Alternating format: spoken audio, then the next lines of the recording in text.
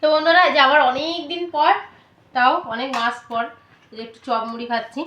এই যে চারজনের চাটে চপ, একদম মুচমুচে গরম চপ। তোমাদের দাদাভাইকে বলছি একটু গরম গরম দেখে চপ নিয়ে আসবে, ঠান্ডা আনবে না, ঠান্ডা জিনিসটা খেতেও ভালো লাগে না, ভাজাভুজি জিনিস। আর সাথে একটা মিনি কাঁচা লঙ্কা, এটা আমার জন্য না। এটা এখন খাবো।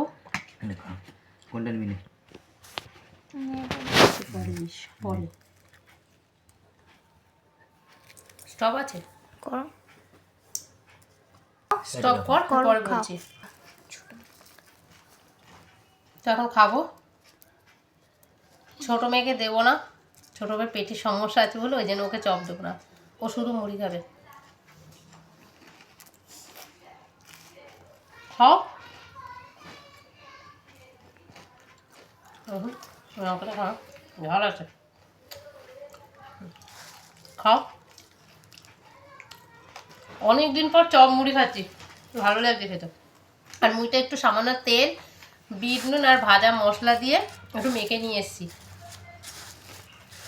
হোমমেড ভাজা মশলা।